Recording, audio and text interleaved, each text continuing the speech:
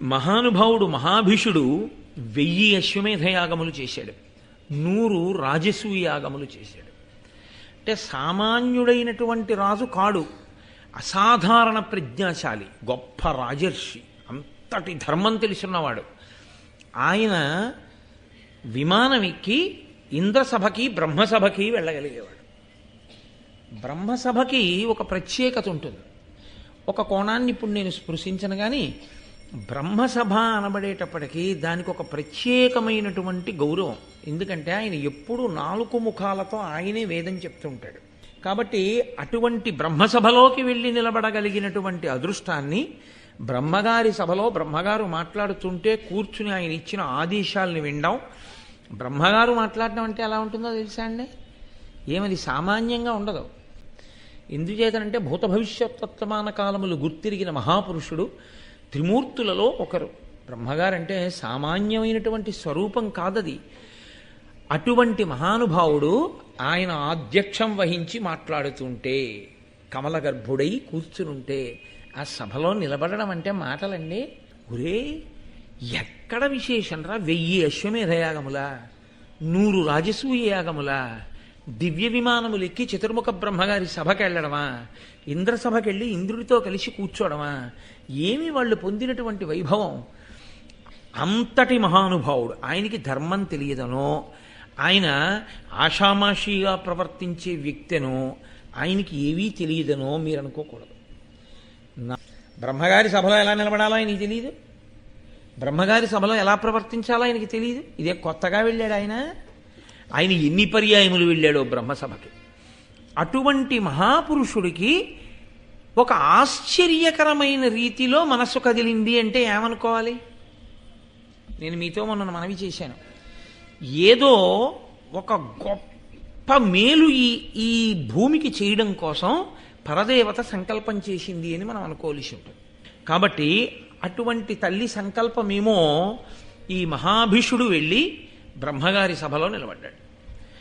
మహాతల్లి ఆవిడ దేవలోకంలో ప్రవహిస్తుంది, మందాకిని అన్న పేరుతో, భూమి మీద భాగీరథి అన్న పేరుతో ప్రవహిస్తుంది, పాతాళంలో భోగవతి అన్న పేరుతో ప్రవహిస్తుంది. 3 పేర్లతో ప్రవహించిన ఆవిడ మాత్రం ఒక్కరే, త్రిపథగా గంగ. అంతటి మహనీయమూర్తి. గంగని పరమశివుడికి భార్యగా ఎక్కడా పౌరాణికంగా చెప్పడం కుదరదు. సంప్రదాయంలో కూడా గంగని భార్యగా చెప్పడం కుదరదు. ఆయన కేవలం భరించాడంతే. నేను వేరొక చోట మీకు ఈ అనుమానం రాకూడదు అని ముందుగా ఈ మాట అంటున్నాను. ఇప్పుడు ఈ మహాభీషుడు నిలబడున్నాడు, ఎదురుగుండా గంగమ్మ కూడా వచ్చి నిలబడింది. అకస్మాత్తుగా గాలి వీసింది. ఈ గాలి వేయడం అనేటటువంటిది, ఈ గాలి కదలిక ఒక మహత్తరమైన విషయాన్ని సృష్టిస్తుంటుంది మహాభారతంలో. ఇక్కడ ఆవిడ కట్టుకున్న వస్త్రము కొద్దిగా భ్రంశమైంది. ఇటువంటి మహాభీషుడు, ఎంతటి మహానుభావుడు! అందరూ తల తిప్పుకున్నారు. ఆయన ఒక్కడు ఆవిడ వంక చూసి ఆయన మనస్సు యందు కామప్రచోదనం అయింది. ఆంతరమునందు బాహ్యమునందు కనిపెట్టగలిగిన వాడు బ్రహ్మగారు. ఆయన చూసి అన్నారు, ఈ సభ యందు ఎలా ఉండకూడదో అలా ఉన్నావు, కాబట్టి నువ్వు మర్త్యలోకమునకు వెళ్ళిపో, నువ్వు భూమి మీదకి వెళ్ళి మనుష్యునిగా పుట్టు. ఆయన అన్నాడు, మీరు శాపవాక్కు విడిచిపెట్టారు, నేను తప్పకుండా ఔదలదాలుస్తాను. తప్పు ఒప్పుకోగలిగినటువంటి గొప్ప స్థితి, చిన్న తప్పు, దానికి నేను మర్త్యలోకంలో పుట్టనా అని అడగలేదు ఆయన. నిజమే, ఎందుకు కలిగిందో నా మనస్సులో అటువంటి కదలిక కలిగింది. కాబట్టి మీరు ఇచ్చిన శాపాన్ని నేను అంగీకరిస్తున్నాను, కానీ నాకు ఒక వరం కావాలి. ఇప్పుడు భూమండలంలో మహానుభావుడు, రాజర్షి, గొప్ప ధర్మాత్ముడు, వేదం చదువుకున్నవాడు, తపస్వి, మహాపురుషుడైనటువంటి వాడు ప్రతీపుడు ఉన్నాడు. ఆ ప్రతీప మహారాజు గారు ఇదిగో ఈ భరతవంశంలో వచ్చినటువంటి వాడు. ఆయన భార్య పేరు సునంద. ఆ ప్రతీపునికి నేను కుమారుడిగా పుడతాను తప్ప మీరు చెప్పినట్లుగా మర్త్యలోకానికి వెళ్ళడానికి నాకు అభ్యంతరం లేదు, కానీ ఎవరి కడుపున పడితే వాళ్ళ కడుపున పుట్టమంటే మాత్రం నేను అంగీకరించాను. నేను ప్రతీప మహారాజు గారికి కొడుకుగా పుడతాను, నాకు ఈ అవకాశం ఇప్పించమన్నాడు. ఇప్పుడు వెంటనే బ్రహ్మగారికి కోపం తగ్గిపోయింది. ఆయన అన్నారు, తప్పకుండా నీవు ప్రతీపునకు కుమారుడిగా జన్మించదవుగాక. ఇప్పుడు ఈ మహాభిషుడు ఇక్ష్వాకు చంద్రవంశంలో ప్రతీప మహారాజు గారి యొక్క కుమారుడిగా పుట్టాలి అని సంకల్పం చేసుకుని బ్రహ్మసభలోంచి బయటికి వెళ్ళిపోయాడు. ఇంకా ఆయన గంగమ్మ వంక చూడలేదు. మహాభారతంలో గంగమ్మకి బ్రహ్మగారు శాపం ఇచ్చినట్లు లేదు. ఎందుకు ఇవ్వలేదు అంటే ఆవిడ దోషం ఏముందని ఇవ్వాలి? ఆవిడేమీ లేకి ప్రవర్తన చేయలేదు. గాలి వేసింది, ఆవిడ వస్త్రం భ్రంశమైంది అంతవరకు. కానీ తన వైపు అలా చూసి అంత శాపానికి గురి భూమండలం మీద రాజుగా పుట్టడానికి అంగీకరించి వెళ్ళిపోతున్నటువంటి మహాభిషుని యందు గంగకి అనురాగం అంకురించి ఆవిడ కూడా వెనకాల వెళ్ళి, ఈయన భూమి మీద పుడుతున్నాడు కాబట్టి నేను కూడా ఇప్పుడు భూమి మీద నా అంశతో కనపడతాను, సాకారముగా నేను కనపడతాను. పాపం వెర్రివాడు నన్ను చూసి కదూ ఇంత శాపానికి గురయ్యాడు. నన్ను ఏ దృష్టితో చూశాడో ఆ దృష్టితో చూడడం ధర్మమైపోయేటట్టుగా భార్యనవుతాను. ఆ రూపానికి ఆ వ్యక్తికి గంగమ్మ భార్య అయితే అప్పుడు ఆ మహాభిషుడు ఏ పేరుతో పుట్టాడో ఆ పేరుతో గంగని భార్యగా స్వీకరించిన తరువాత ఆ దృష్టితో చూడడానికి, కామదృష్టితో చూడడానికి అభ్యంతరం రాదు. ఎందుకంటే కామము ధర్మంతో ముడిపడుతుంది. అయ్యో ఇంత దెబ్బతిన్నాడు కాబట్టి నేను కూడా అలా పెడతాను అంటే ఆడ మనసుగా, తల్లి మనసుగా, విశాల హృదయంగా గంగ ఆలోచించి ఆవిడ కూడా ఒక నిర్ణయం చేసుకుని వెడుతోంది. ఈ వెడుతున్న సమయంలో అష్టవసువులు ఆవిడికి కనబడ్డారు.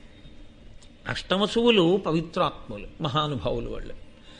ఆ అష్టవసువులు ఆవిడికి కనపడి ఆవిడితో ఒక విషయం చెప్పారమ్మా, మాకు ఒక శాపం కలిగింది, ఆ విషయాన్నంతటినీ మీకు చెప్తాం అంటే మళ్ళీ ఇంకొక చోట చెప్పవలసి వస్తుంది కాబట్టి ఇక్కడ అంత మటుకు మాత్రమే. మాకు ఒక శాపం ఉంది కాబట్టి మేము ఎనమండుగురము కూడా ఇప్పుడు భూమండలం మీద పుట్టాలి. తల్లి, ఆ పుట్టేదేదో వాళ్ళ కడుపున వీళ్ళ కడుపున పుట్టకుండా నీ కడుపున పుడతాం. అమ్మ అంగీకరిస్తావా? మమ్మల్ని కొడుకులుగా కంటావా అన్నారు. అమ్మ అని పిలిపించుకుంటేనే దానికి సార్థకత, పరిపూర్ణత. ఒక్క భార్యాస్థానంలో కూర్చోవడం వల్ల పరిపూర్ణత రాదు కదా.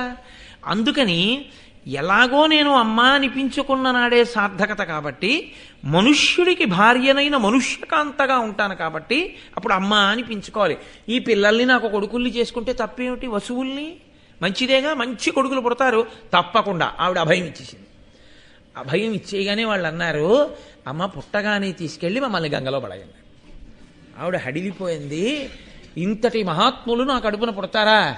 నేను పుట్టిన వాళ్ళందరినీ పట్టుకెళ్ళి గంగలో పారైనా ఎందుకు అలా పారేయడం అని అడిగింది.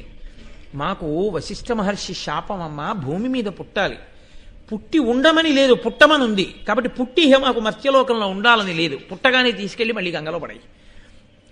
మేము మరణించి అంటే ఆ శరీరాన్ని వదిలేసి మళ్ళీ వసువులుగా వెళ్ళిపోతాం అంటే ఆవిడంది, అమ్మా అని పిలిపించుకోవడం కేవలం మాతృత్వ సిద్ధి చేత కుదరదు. బిడ్డల్ని ప్రసవిస్తే కుదరదు. ఆ బిడ్డడు బ్రతికుండి అమ్మా అని పిలిస్తే కదూ ఆ పిలుపు యొక్క అమృతాన్ని నేను ఆస్వాదించడం. కాబట్టి దీర్ఘాయుష్మంతుడై మీలో ఒక్కడు ఉండడా అని అడిగింది ఆవిడ. అమ్మా మేము ఎనమండుగురం వసువులం కదా, 7 వసువులం మాలో ఉండేటటువంటి 4వ వంతు తేజస్సుని ఒక వసువు అయినటువంటి ప్రభాసుడు అని ఆయన యందు ప్రవేశపెడతాం. ప్రభాసుడు తన తేజస్సుతో మా 7 యొక్క తేజస్సులోని ఒక్కొక్క అంశతో కలిపి ఇంత తేజోమూర్తి అయి అపారమైన భుజపరాక్రమము కలిగినటువంటి వాడై దీర్ఘాయుష్మంతుడై నీ కడుపు పండి నువ్వు పొంగిపోయేటట్టుగా ఇటువంటి మహాపురుషుణ్ణి కన్నామన్న పేరు నీకు చిరస్థాయిగా ఉండిపోయేటట్టుగా నీ కడుపున అలా దీర్ఘాయుష్మంతుడవుతాడమ్మా. నీకు చాలా చాలు. నాకటువంటి కొడుకు కావాలి, మీ కోరిక నేను తీరుస్తాను. 7 పుట్టగానే గంగలో పడేస్తాను. ఇది ఎవరి వరకు తెలుసు? ఒక్క గంగకి తెలుసు, వసువులకి తెలుసు. పొడదామని వెడుతున్నటువంటి మహాభిషుడికి తెలుసా? తెలియదు. గంగ వస్తోంది పోని అన్న విషయం తెలుసా? తెలియదు. మీరు ఇక్కడే ధర్మ సూక్ష్మాన్ని జాగ్రత్తగా పట్టుకోవాలి. ప్రతీప మహారాజు గారికి సునందయందు పెద్ద కొడుకున్నాడు. ఈ పిల్లవాడు పుట్టక ముందే. ఆయన దేవాపి అని పేరు. తర్వాత ఈ మహాభీషుడు శంతన మహారాజుగా పుట్టాడు వెళ్ళి. మూడవ పిల్లవాడు ఇంకొకడు ఉన్నాడు, వాడి పేరు బాహ్లికుడు. ఇందులో ఈ ప్రతీప మహారాజు గారికి ముందు పుట్టినటువంటి పెద్ద కొడుక్కి కదండి రాజ్యం ఇవ్వాలి, శంతనుడికి ఇవ్వకూడదుగా. మహాభీషుడు శంతనుడిగా రెండో కొడుకుగా కదా వెళ్ళాడు. పెద్దవాడికి ఇవ్వాలి రాజ్యం. పెద్దవాడికి రాజ్యం ఇద్దామని ఆయన నిర్ణయం చేసుకున్నాడు. చాలా మంచివాడు, యోగ్యుడు, అన్ని విధాలుగా చాలా గొప్పవాడు. ప్రతీపుడు సామాన్యుడు కాడు, మహానుభావుడు, రాజర్షి. ఇదిగో పెద్ద కొడుకు అయినటువంటి ఈ దేవాపికి నేను పట్టాభిషేకం చేస్తున్నాను అన్నాడు. అంటే ప్రజలన్నారు కుదరదు. ఎందుకు కుదరదు? వాడు ధర్మాత్ముడు, వాడికి ఇస్తానన్నాడు. అంటే వాళ్ళు అన్నారు అతనికి చాలా తీవ్రమైన చర్మరోగం ఉంది. అంత తీవ్రమైన చర్మరోగం ఉన్నటువంటి వ్యక్తి ప్రభువుగా కూర్చోవడానికి అర్హుడు కాడు. కాబట్టి మేము అంగీకరించాం. ప్రతీప మహారాజు గారు ఎంత ధర్మాత్ముడంటే ప్రజలు ఒప్పుకోలేదని తీసేశాడు. నీకు ఇవ్వట్లేదురా రాజ్యం అన్నాడు. అంటే ఆయన ఇక నేను ఎలాగో రాచరికం చెయ్యను కదా, నాకు ఇతర భోగములు అక్కర్లేదని తపస్సు చేసుకోవడానికి వెళ్ళిపోయాడు. అందుకని రెండో వాడికి ఇచ్చారు. మరి మూడో వాడు రాజ్యం కోసం భాగానికి రాలేదా అని మీకు అనుమానం రావచ్చు. బాహ్లికునికి మేనమామ గారి సామ్రాజ్యం వచ్చింది. అందుకని ఆయన మేనమామ గారి దగ్గరికి వెళ్ళిపోయాడు. శంతన మహారాజు గారికి ప్రతీప మహారాజు గారి రాజ్యం అంతా శంతనుడికి వచ్చింది. ప్రతీప మహారాజు గారు గంగానది ఒడ్డున కూర్చుని గొప్ప తపస్సులో ఉన్నాడు. ఉండగా ఈ గంగానది స్త్రీ రూపాన్ని ధరించి వచ్చి ప్రతీప మహారాజు గారి వంక చూసి, నువ్వు ఇంద్ర సమానుడివయ్యా, కాబట్టి నేను నీ తొడ మీద కూర్చుంటున్నాను, నువ్వు నన్ను భార్యగా స్వీకరించు అంది. నేను జహ్ను కన్య, నేను జహ్ను యొక్క కూతుర్ని. జహ్ను తాగి కుడి చెవిలోంచి విడిచిపెడితే జాహ్నవి అయింది ఆవిడ. కాబట్టి నేను జహ్ను కన్యని. కుడి తొడ మీద వెళ్ళి కూర్చుంటే ప్రతీపుడు కళ్ళు విప్పి చూశాడు. చూసి ఆయన అన్నాడు, నాకు వ్రతం ఉంది, నేను ఏకపత్ని వ్రతుణ్ణి. నేను మనసులో కూడా అన్య స్త్రీని ఆ స్థానంలో ఊహ చేయను. నా భార్య ఒక్కతయందే నా యొక్క భార్య దృష్టి తప్ప అన్య స్త్రీల యందు నేను మానసికంగా కూడా ఎప్పుడూ అటువంటి భావన చెయ్యను. కాబట్టి పిచ్చిదానా బేలా, నువ్వు నన్ను ఇలా అడగచ్చా భార్యని చేసుకోమని? అయినా నువ్వు వచ్చి నా తొడ మీద కూర్చున్నావు. కూర్చున్నప్పుడు కుడి తొడ మీద కూర్చున్నావు. కుడి తొడ మీద కూర్చునేటటువంటి అధికారం ఒక్క కొడుక్కి, కూతురికి, కోడలికి మాత్రమే ఉంది. తనకి బిడ్డలుగా ఉండేటటువంటి వారు ఎవరున్నారో కొడుకు, కోడలు, కూతురు కుడి తొడ మీద కూర్చుంటారు. ఒక్క భార్య అయితే ఆమె ఒక్కతే మాత్రమే ఎడమ తొడ మీద కూర్చోవాలి. కాబట్టి నీవు ఎడమ తొడ మీద కూర్చుంటే నాకు భార్య స్థానాన్ని అడిగిన దాని అవుదు. నా కుడి తొడ మీద కూర్చున్నావు కాబట్టి నా కూతురివి కావు, నా కొడుకువి కావు. కాబట్టి నువ్వేమవ్వాలి? నా కోడలివి అవ్వాలి. నా కోడలివి అవ్వాలంటే నాకు కొడుకు పుడతాడు ఎప్పుడప్పుడు. ఎందుకని? పెద్ద కొడుకు తపస్సు చేసుకోవడానికి వెళ్ళిపోయాడు. రెండవ వాడికి రాజ్యం ఇవ్వాలి.